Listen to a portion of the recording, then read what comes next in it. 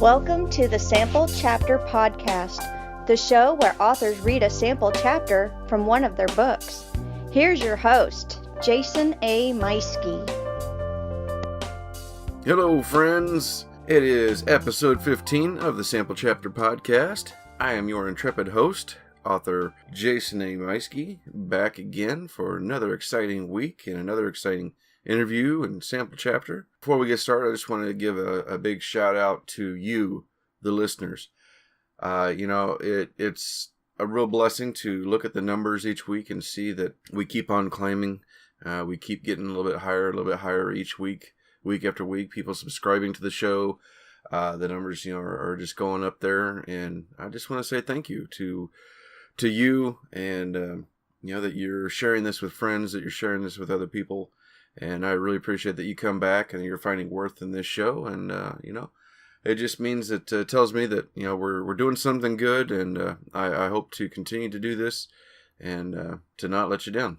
Let's go ahead and get moving on then. I want to give a big shout out to Podcast Garden as our host site for the show. PodcastGarden.com is the website where you go if you want to create a podcast of your own. It is free to start up. And if you're interested in finding other shows, they have, I think there's a couple of hundred shows in there now. I'm not too sure. I'd have to go and take a look and count them off. But there's a bunch in there. I know that. Shows of all kinds of variety. And that's podcastgarden.com if you want to check it out and see what else there is in there. Or, like I said, if you're interested in starting your own show, you can do so for free. So check it out. I also want to give a big thank you to U-Store-All, self-storage facility of Warrensburg, Missouri. They are the main sponsor of this show. U-Store-All is your best destination for self-storage, conventional, climate control. If you want something stored away, say you're a college student and you want something stored away for the summer instead of taking it home to mom and dad's and putting it in your garage, give them a call. Go to their website, check them out. That is the place to go. Like I said, with the climate control, which is, there's heating, there's cooling, there's dehumidification.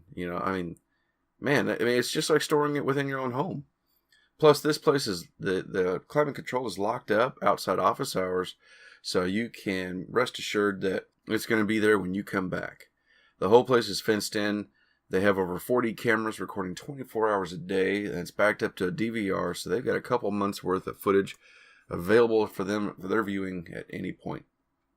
So look at them online at ustoreall.net. That's the letter U, STORALL.net.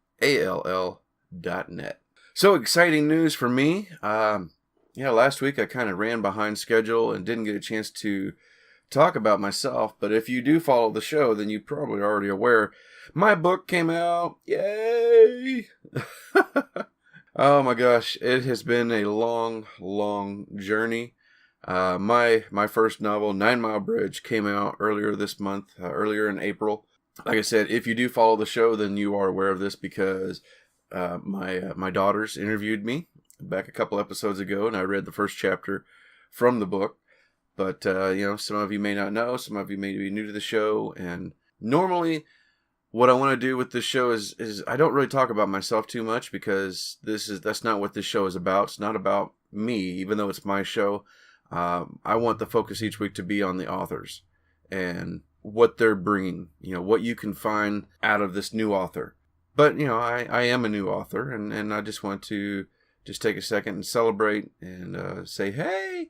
And, I think it's something special because you've been following along with me since the start of the show. So, yeah, I just wanted to say it's out there, it's available, and so far it's been doing pretty well.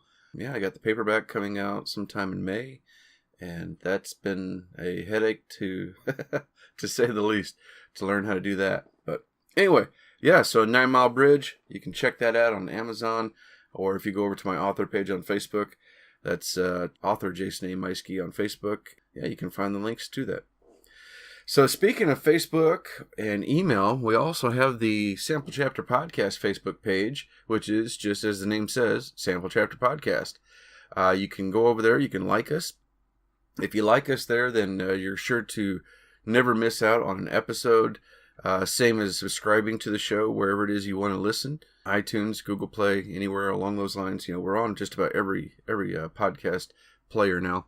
But our Facebook page is also where I will share news and maybe behind the scenes stuff. Each author that comes on every week, I do share at least 2 things for them. Obviously there's the episode when that comes up, and then I also want to share a link later in the week, whether it's a reminder about the book, or maybe they have another book getting ready to come out, something along those lines. And sometimes I get in touch with the previous authors, and I will share something with them. Maybe they've got a book that's just come out, something that they talked about on the show. So I want to make sure and share that. Now, the Facebook page is also somewhere you can reach out to me. If you know an author that you would like to hear on the show, you can message me on that and let me know, hey, Jason, I'd like you to interview, I don't know. Well, all right, so I was just talking to somebody about Aaron Hunter and the Warrior Cats books. And they were telling me how awesome that would be to hear something from them. That's another one of those authors that is skyrocket way up there. If you don't know who this is, that author name has a plethora of books available, but they write about warrior cats and dogs and bears and, pretty neat stuff. My kids are huge fans. So that was, I was a little bit knowledgeable when I ran into this person yesterday. But anyway, that's neither here nor there. If you know somebody, say you have a friend who's an author and they're just starting off and they don't know what to do. They don't know how to, get word out. Hey, let me know. I'll be happy to interview that friend and put them out. First-time authors, experienced authors, veterans. I will talk to you, so far on the show. This is episode 15, but we've already had, authors of varying degrees on here, from authors with over 150 books and great, just huge success, to authors who are first time, like myself. In fact, I'm not worried about the stage. I'm not worried about a name. I'm just interested in helping the author get word out. I'm interested in helping readers find a new author, find a new story that you're interested in. You can reach out to me on Facebook at Sample Chapter Podcast, or go to send me an email at samplechapterpodcast@gmail.com, and I'll be happy to respond back, and we'll have a little discussion, and can't wait to hear your sample chapter. Okay, a little bit of coffee there. So hey, speaking of suggested authors, our guest today was suggested by a previous guest, the Flints. They know today's guest, Jordan Elizabeth, and suggested to her that she reach out to me, and I am so happy that she did. Miss Elizabeth is a young adult fantasy writer who also, she likes to cross genres. So there's steampunk, gothic, and romance, some sci-fi, all sorts of things throughout her writing, and it's just amazing stuff, amazing, fantastic work that she's doing. Just the little bit that we get to talk, and the samples that I've read, and then the sample chapter today that you're going to hear, it's really special stuff. I'm definitely picking up a copy of at least one of her books soon, and she was such a joy to talk to. Oh my gosh. Jordan's just got one of those voices you could listen to for the longest time. She just has a very nice voice, very nice reading voice. So this was really cool. You would never expect that she's somebody who writes down her nightmares in order to live out her dreams. How cool is that? That's her motto. Yeah, her stories have a little bit of gore, or as she puts it, just enough thrills to make you look under your bed and maybe beware of what's in your closet. So she has 13 books with 3 different publishing houses. Man, like I said, she was so much fun to talk to. A lot of her stories were inspired by locations around her, locations that she's familiar with, whether they are, perhaps haunted or otherwise, some kind of a legend about them. So that's where some of those inspirations have come from, stories that she hears about. So I can definitely feel where she's coming from on that. That was where I got an inspiration as well. I think you're going to really enjoy this. Jordan Elizabeth was, like I said, she was just so much fun to talk to. And I think you're in for a real treat. So I'm going to go ahead and close this out, and let's get on over to the interview with Miss Jordan Elizabeth.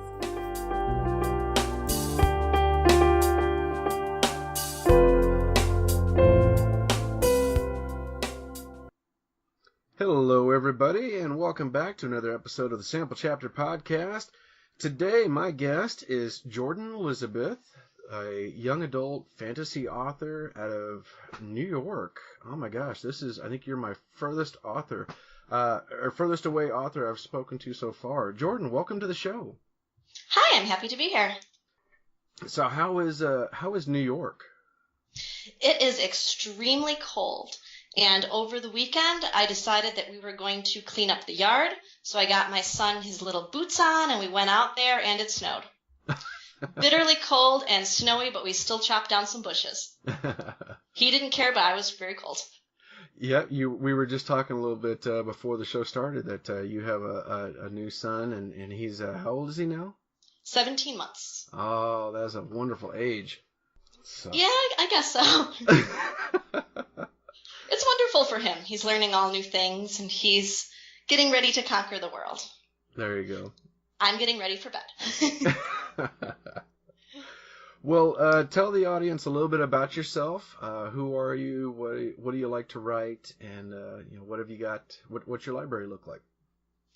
I am a young adult fantasy author. Some of my stories involve steampunk.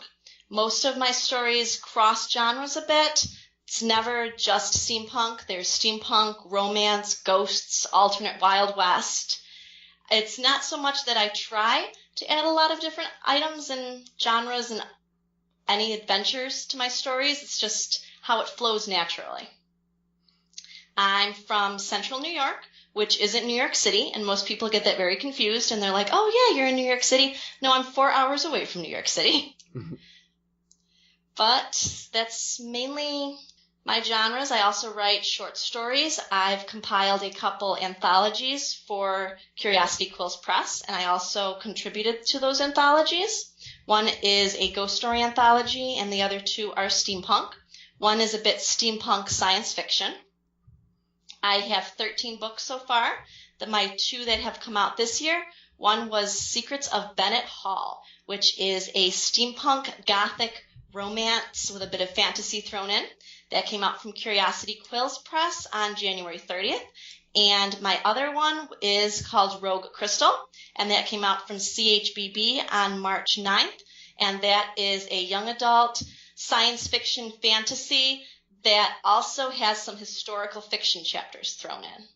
Because I am a huge fan of historical fiction, and a lot of my stories jump between the two time periods. Wow, that's really cool. So, all right, I need to hear about this. And how the Secrets of Bennett Hall? How are you mixing steampunk gothic romance? I want to hear more about that. Well, one time I went to the library, and they have this bookshelf in the front hallway, and you can drop off books that you want someone to take for free. And there was this box, so I opened up the box, and inside were all these lovely, smelly old gothic stories. So I thought, let me take these. There had to be at least 70 books here. There was a huge box, and they were those little thin gothic stories. So I took them home, and I started reading them, and I shared them with my mom, and I became very addicted to them. They had that villain and the love interest, and usually a castle and some kind of a ghost that isn't really a ghost. So then, as I was reading, my 69th of these books, I decided, wouldn't it be cool if one of them had a bit of steampunk in it? So I played around with different story ideas to make a steampunk gothic romance.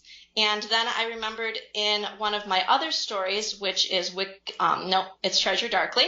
In Treasure Darkly, there was a character who had a couple chapters to himself, and then he fades away as the story becomes more focused on Amethyst. So a lot of readers had asked me, well, what happened to him? And I gave them, he had a happy ever after.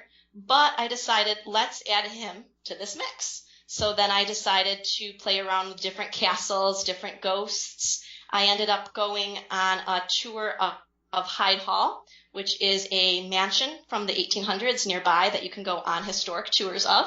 And it's had a couple ghost shows come and film it because it's supposedly haunted.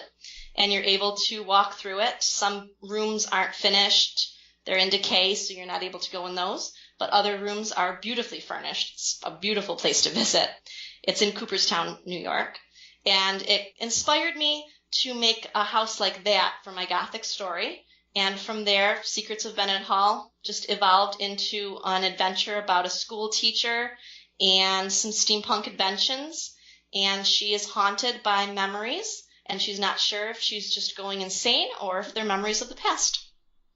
Wow. That sounds awesome. So tell me a little bit, what kinds of things do inspire you? Like, you've got a little bit of everything. You seem to be very inspired by the wild. I mean, one of the comments I see on here is that you write down your nightmares in order to live out your dreams. Yes, I was trying to think of a motto. And usually if I have a nightmare, I write it down when I wake up and try to figure out how to turn it into some kind of a story. Even if it's not the main focus, I want to add it as a subplot. Mm-hmm. And the other day I was thinking about how my dream is to become a published author who is able to make a living off of writing. And I know that that's impossible probably for 90% of the authors, but that's my dream. So my nightmares become the fuel for my stories, and hopefully one of those stories makes my dream come real. Nice. I love it. Well, that's awesome. I mean, and you've got, with 13 different books in your library so far, I mean, you're well on your way. I hope so. I don't write, though, to make money. I've had a lot of people come to me and say, how do you write in order to make money? You can't really write to make money. You have to write what makes you happy, mm-hmm. what other people might want to read. If you're just writing something to sell it, you're not going to be happy. It's not going to be your passion, and it's going to show that you're not happy writing it. So you really have to write something that you care about, that you love, and making money off of it is just a bonus. Yeah, and I think you're right. I think that does come across, to the reader. And that was something with this show that I wanted to make sure and point out is I really want to reach out to the readers so that they're meeting new authors and finding new stories. So this is really exciting that you've got such a passion and you're reaching out and trying to put all that passion into your stories and reach the writers or the readers, and they're going to tell that difference. I hope so. It was actually very sad because the other author decided to quit writing, because she had really only been doing it to make money. Oh. So I hope that she's able to find that passion, mm-hmm. and be able to write again, not just to make money, but in order, as a hobby, to make her happy, to make others happy who read her work. Yeah. Well, hopefully she comes back into it. Yeah. So what has been your favorite character to get into so far? My favorite character would have to be Amethyst Treasure from the Treasure Chronicles. She is just outrageous and hysterical to me.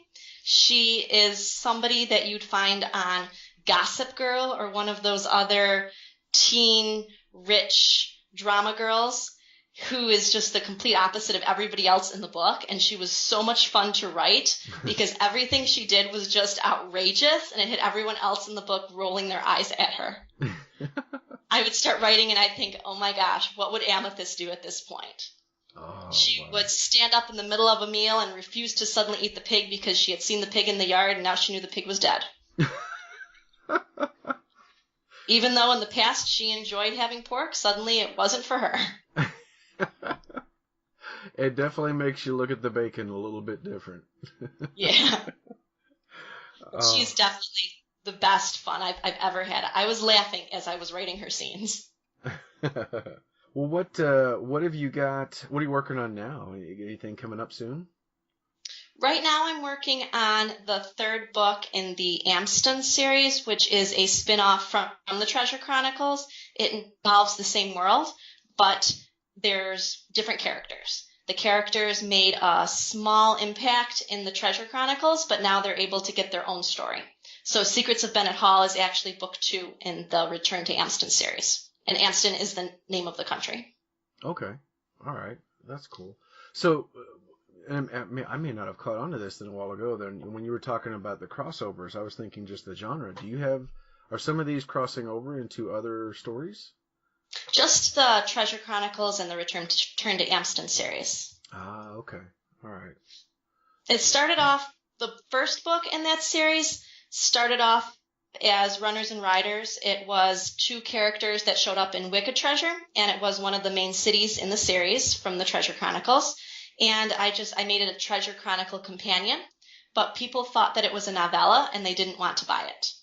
Or people bought it and then they complained because it was a full-length novel and not a novella. So when Secrets of Bennett Hall came out, I decided to make it into its own series. That way people wouldn't think that it was just a novella. Okay. So hopefully that worked, but then I got a lot of, well, I didn't read book 1. Do I have to read book 1? So every book in the series is its own standalone, but they do coincide with the Treasure Chronicles.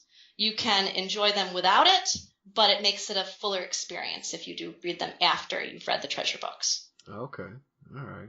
Well, that's awesome, though. I mean, I always love that whenever you've got a story that branches out. If there's a series, there was a series I used to read back in the 80s, and I remember they just took the core story and branched out, and now it's just massive, and there's no way I could ever keep up with it today. But I remember as a kid, I was just like, oh I gotta get the next book. And this goes back 100 years, and oh yeah.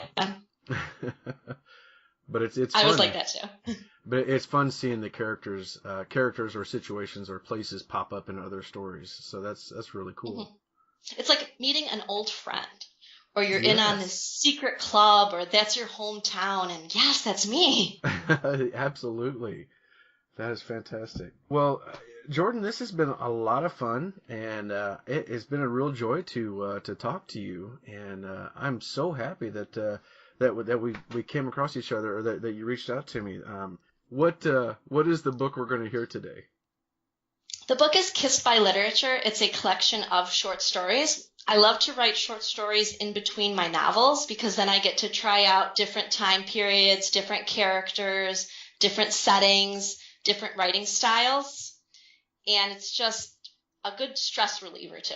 You can whip out a short story in an hour and move on with your day. So I had a whole bunch of short stories on my computer, and I decided, hey, let's put them into a collection.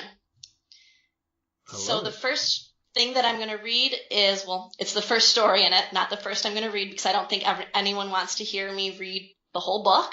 But if you do, I'd be happy to. Oh. The first story is called Evil That Walks Tweed Road. All right.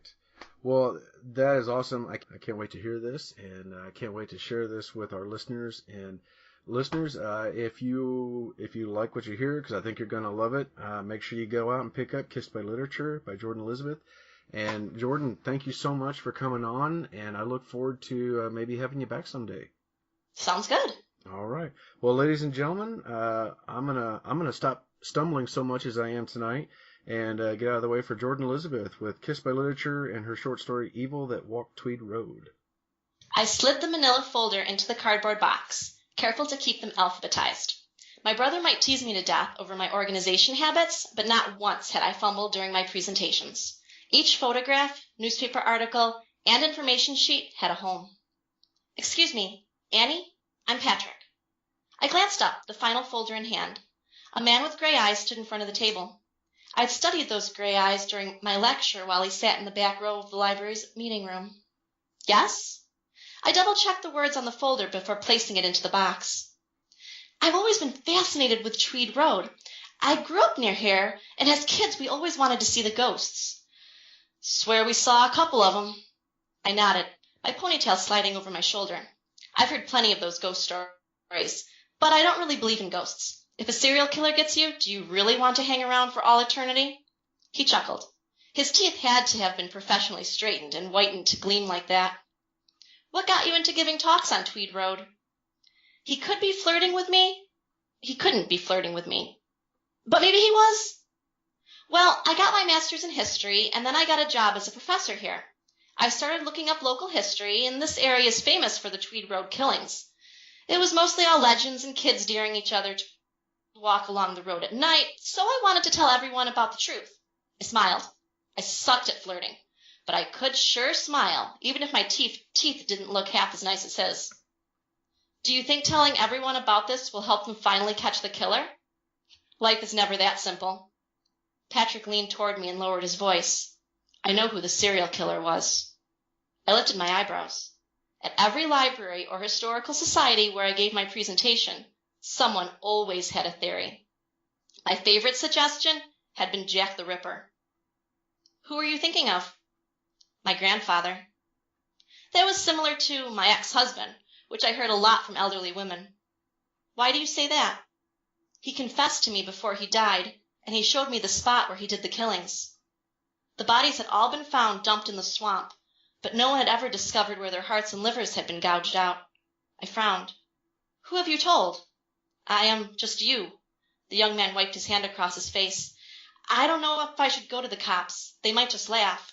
Do they even care about the case anymore? It's all more of a legend now. A lot of families would have peace of mind. Patrick closed his eyes and sighed. Can I show you the spot? I think I'd feel better going to the cops if you went with me. You know all the facts about the killings, and I just know what my grandfather told me. I shifted my stance. Don't let me put words in your mouth. I had studied the Tweed Road serial killer for 3 years, and it had all been paper, nothing I could walk on. Will you go with me? I'll drive. It's about 15 minutes out of town. It might become my stupidest decision, but let me just put my box in the car so we don't hold up the library from closing at 9. If the spot was 15 minutes away, they wouldn't make it back by then. 1959. Alice swung her purse at her side and hummed. Someday she would dump a shelf on her boss. It was a 5 and dime store, not a department store in some grand city. He didn't have to treat her like a slave. If there was another shop within walking distance of home, she would quit. She would spit in his face while quitting. He would then tell her father, who would take the belt to her backside, and her mother would yell about propriety, and if Alice ever saw the boss again, she would spit in his face a second time. She rounded the bend in the road and passed the gas station. Old Harry sat outside in his chair, pipe in hand, and she waved. Hello, she called. Wind blew, rustling the trees along the ditch, so she repeated the greeting louder. Hey there, Alice, he called back. Say hello to your folks for me. Too bad she couldn't work there, but old Harry would never hire a girl. That old man was stuck in his ways. Old ways. She chuckled, pulling her sweater tighter across the front as more wind picked up. Twilight painted new colors across the sky above the trees. A truck rumbled up the road and slowed beside her.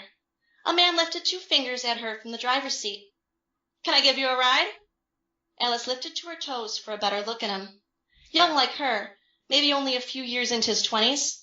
Short brown hair and gray eyes, gray enough to remind her of her favorite kitten back home.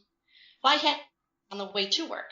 They could have shared a soda, and her boss could have glowered at the fellow who wanted to pay attention to Annie. Why didn't her parents believe her when she said the boss looked at her that way? Still, it was work there, or spend all day on the farm.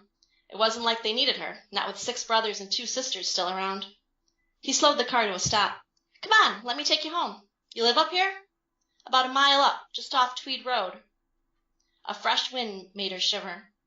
A ride would be warm, and he might come back around tomorrow. They might still get that soda. Sure, thank you. She opened the passenger door and climbed inside. Modern day. How many victims did you say? Patrick asked. Grandpa told me he killed 20. I stared out the front window at the passing woods, each minute taking us deeper into night. They only found 15 bodies, but there was speculation there might be more. Slow down up here at the bend. Sure thing. After the bend, Patrick slowed his car. Daylight would have helped, but I could still make out the boarded-up building. That used to be the gas station, I said. The owner would often see the girls pass by before they vanished. At first, the police thought the girls were lost in the woods, and it wasn't until they found the bodies in the pond that he started keeping a better watch, and girls stopped walking by. They didn't think it was the owner? He must not have listened too closely to my lecture. There was some investigation into him, but he lived over the gas station. He didn't go out much. No evidence. Some people still blamed him, though. Why did so many girls walk by? Town is back there, and a lot of times girls from farms or just houses out this way would be going there to see friends or the theater. Lots of people walked back then, especially in rural communities. No horses? I'm sure some had horses. He increased his speed again, continuing down Tweed Road, past turnoffs. When I'd first started looking into the serial killer, I'd driven down those roads to see where the girls had been from. Some houses still stood, some didn't, but all of them had a strange, thick feeling. Did the girls know each other? Patrick asked. They had graduated from or were still going to the same high school, so they must have, but they weren't close friends with each other. Grandpa told me he would drive the road just to see what pretty girl he could spot, and he took her like that. They had to be pretty, and he liked them with brown hair, like his sister's hair. I shivered. If this were real, was he from here? He moved here in 1959 after his sister died. He wanted to help his uncle on the farm. The first killing was in 1959. Alice Hasek, Patrick finished. He slowed the car beside the Tweed Road Bridge and cut the engine. We'll have to walk from here. I should have told you to get hiking boots. My sneakers are fine. It hasn't rained. My hand trembled as I gripped the door handle. Before climbing out, I grabbed my purse and slung it over my shoulder. It was still somewhat light. Summer nights around here didn't get pitch black until 9, but I wanted the flashlight on my car keys just in case, plus my cell phone, in case one of us stumbled. I'd gone on plenty of hikes since arriving in central New York, and I'd found hills, gullies, and streams just waiting to trip me up. He pulled a hunting knife out from under his seat and strapped it around his waist. You think there will be any coyotes out? He shrugged. Just in case. A bear was spotted last week. A hunting knife wouldn't do much good against a charging bear or coyote, but if it made him feel better, so be it. The bridge was a popular fishing spot, Patrick said. That's how Grandpa learned about the land around here. I followed him around trees, stepping over ferns, avoiding briar patches. After about 10 minutes, he stopped and held up his hand. Here, this rock. 2 ancient trees stood guard over a boulder. Pale chalk had been scrawled on the surface. I pulled the light from my purse to shine it on the crude drawings. A ritual. I turned to him as I slid the light back into my purse. His gray eyes were bright in the thickening darkness. He wanted to bring Monica back. His sister, I filled in, jingling the car keys. Feeling them helped ground me. He carved out the hearts and livers, but it didn't bring Monica back. He unhooked the hunting knife and slid it free from the leather sheath. No, not yet. He didn't get enough. Farm accident took him before he could get the 21st girl. Monica was 21 when she died. 20 girls just didn't cut it. My chest ached with my pounding heart, but I lifted my chin. You told me he just died. Patrick chuckled. Thing is, his name was Patrick Wyatt. He was questioned once, I recalled. He was just a shy, quiet kid mourning his sister. They didn't consider him a suspect. Patrick sidled toward me. He started all these rituals, but he never finished, so we couldn't move on. I'm not his grandson, Annie. I am Patrick Wyatt. He lifted the knife, the blade twinkling for a second. You will be the 21st girl, and I will have Monica back. I pulled the pistol from my purse, aimed it at his heart, and pulled the trigger. The gunshot echoed through the woods, but I didn't waver, not after all the years of practicing. He gurgled, stumbled, and slid to his knees. I had yearned for that sight. When I'd seen him in the back of the meeting room, I'd almost lost it in my excitement. And I am Alice Hasek, I said. Your ritual is over. I shot him again. The end.